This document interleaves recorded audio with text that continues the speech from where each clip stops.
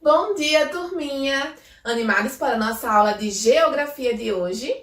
Nós daremos continuidade aos nossos estudos no capítulo 7. Lembram que nós falamos anteriormente sobre as comunidades tradicionais que vivem nos espaços rurais brasileiros? Nós estudamos um pouco sobre os caiçaras, os castanheiros e os povos indígenas. Hoje eu vou ver se vocês prestaram atenção e aprenderam bastante. Nossa aula se inicia na seção Mais Atitude, presente nas páginas 116 e 117. Vamos abrir os livros nessas páginas? Então, turminha, nessa seção nós trabalharemos também a empatia, que é a capacidade de se colocar no lugar do outro, de poder imaginar o que eles sentem. Para isso, vamos ler juntos o texto da página 116, que trata do modo de vida de um pescador adulto caiçara. Ele diz o seguinte: aqui eu tenho de tudo, não deixo o litoral por nada. Eu tenho a vida que eu quero, pesco meu peixe, faço os meus roçados quando é preciso. Se sair daqui, vou fazer o que da vida? A natureza me dá tudo o que eu preciso. É a vida que eu pedi a Deus, diz Altamiro dos Santos, pescador e morador da Praia Grande de Cajaíba, em Paraty, há mais de 60 anos. Agora, vamos ler o texto que fala sobre a rotina de crianças caiçaras em um dia de sábado.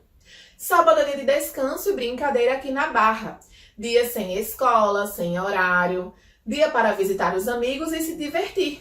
No verão é melhor ainda. Sábado com sol é dia de correr pela praia, andar no portinho, pescar no rio, subir no pé de araçá ou se lambuzar com os frutos roxinhos. E aí, no fim da página, vocês podem analisar uma ilustração que representa crianças caiçaras da comunidade Armação das Baleias, brincando nas águas do canal de Bertioga, na cidade de Guarujá, em São Paulo. Essa fotografia é de janeiro do ano de 2014.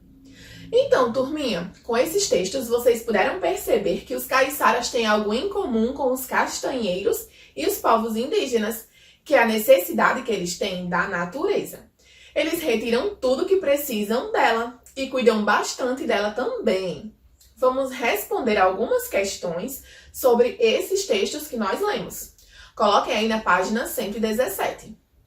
A questão 1 diz o seguinte: com base no primeiro texto, explique como o homem caiçara obtém os alimentos necessários para a sua família.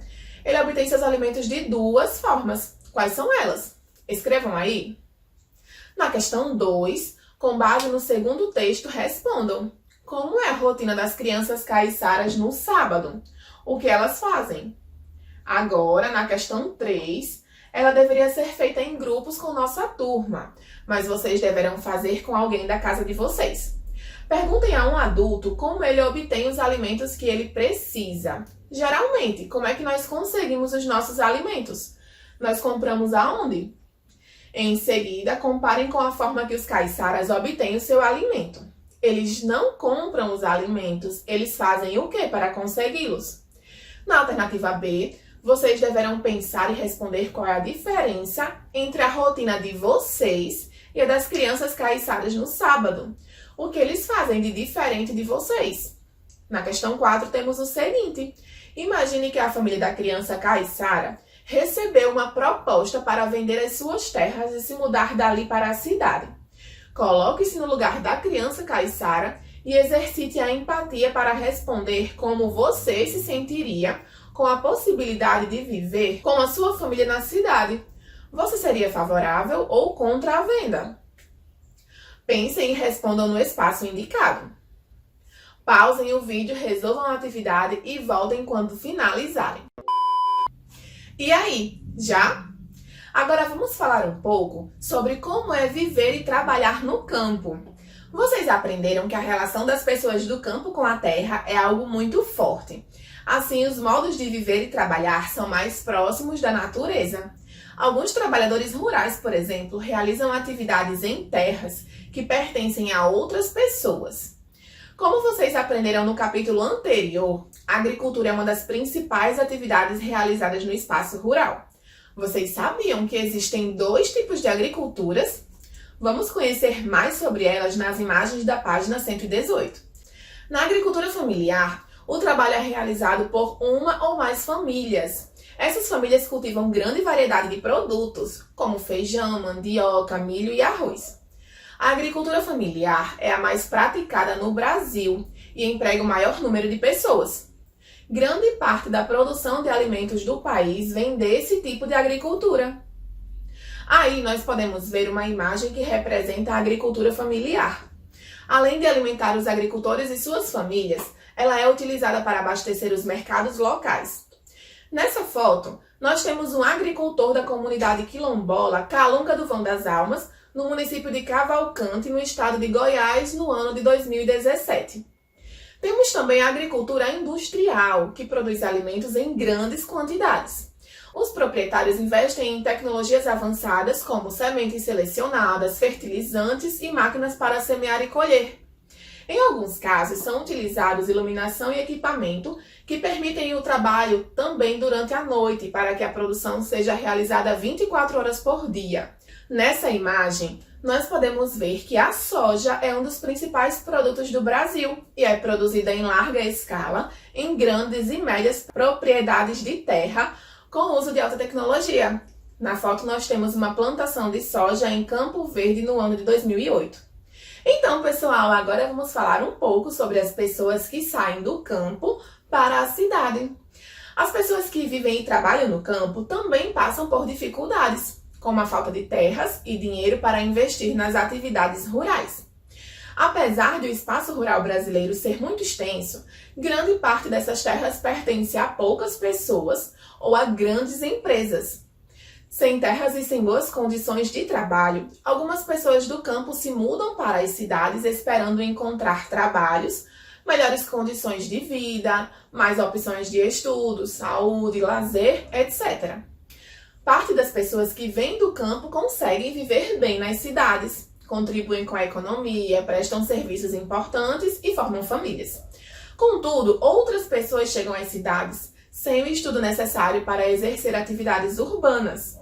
Dessa forma, o sonho de uma vida melhor muitas vezes se transforma em dificuldades, como falta de emprego e de moradia, além da saudade dos familiares e amigos que ficam no campo.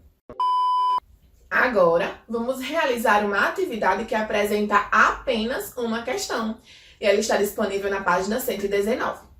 Turminha, vocês sabiam que a agricultura familiar é responsável por aproximadamente mais da metade do abastecimento agrícola do Brasil? Ou seja, de tudo que é produzido, mais da metade vem da agricultura familiar. Entretanto, alguns itens são cultivados por outros tipos de agricultura, como a industrial. Leia o gráfico da questão. Ele apresenta um comparativo entre a agricultura familiar e outros tipos. Temos o percentual de produção da agricultura familiar e outros tipos de agricultura. Analisem o gráfico e citem aí 2 tipos de alimentos mais cultivados pela agricultura familiar no Brasil. E qual é também o alimento mais cultivado por outros tipos de agricultura. Moleza, né? E aí, já? Turminha, como vocês sabem, junho é um mês em que comemoramos o São João. E vocês sabiam que as festas juninas surgiram para celebrar a fartura das colheitas no campo? Quem mora no campo tem a vida bastante influenciada pela cultura local. Várias comidas, músicas, histórias e lendas nasceram no campo para depois chegarem às cidades. Um exemplo bastante conhecido são as festas juninas. Elas são resultados de várias contribuições culturais de povos indígenas, africanos, imigrantes, etc. Nessas festas juninas, as pessoas enfeitam os lugares com bandeirinhas coloridas, dançam quadrilha, brincam de pescaria, acendem fogueira, comem milho cozido e fazem o casamento caipira. Temos aí uma imagem na página 120 que ilustra bem isso. As festas juninas são bem animadas, com muita música sertaneja e caipira. Os chapéus de palha, as roupas coloridas, as botas também não podem faltar e fazem toda a festa. As comidas servidas dependem de onde a festa acontece, mas são feitas com os alimentos cultivados do campo, valorizando a produção local. Alguns exemplos são bolo de milho, pipoca, paçoca, pé de moleque, pamonha, canjica, arroz doce, etc. E aí, Vamos para as últimas atividades da nossa aula? Na página 121, vocês deverão explicar na questão 1 por que as pessoas que vivem no campo estão mais próximas da natureza. Na questão 2, vocês deverão preencher os círculos com A para características da agricultura familiar e B para as características da agricultura industrial. Então, nós temos trabalho realizado por família, utilizam grandes áreas para produzir, realizada por empresas, é a mais praticada no Brasil e utiliza tecnologias avançadas. Em seguida, na questão 3, vocês deverão dizer que motivos podem levar uma pessoa a sair do campo para morar na cidade. Já na questão 4, temos o seguinte: em uma festa junina não pode faltar bolo de milho. Para fazer você vai precisar de alguns ingredientes, como ovos, leite, óleo e principalmente o milho. Quais desses alimentos são produzidos pela agricultura? E quais desses ingredientes são produzidos pela pecuária?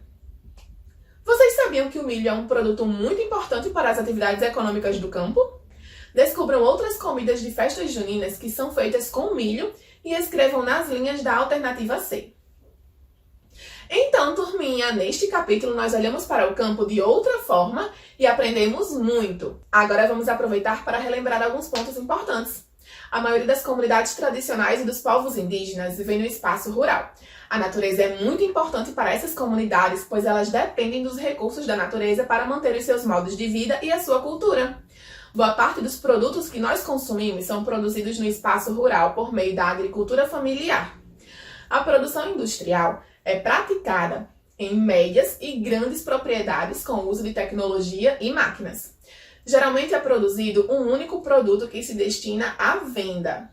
As festas juninas são um exemplo da cultura do campo. Elas misturam vários aspectos do espaço rural, como músicas, danças, brincadeiras e comidas típicas. Sendo assim, nesse capítulo nós estudamos os diferentes modos de vida de comunidades tradicionais e de pessoas que vivem no campo. Vimos a relação das pessoas que vivem no campo com a natureza, como é trabalhar no campo e algumas dificuldades da vida no campo. Espero que vocês tenham aprendido bastante e curtido muito nossa aula de hoje. Ela vai ficando por aqui, mas não saiam daí que já já eu volto com a nossa aula de língua portuguesa. Me aguardem!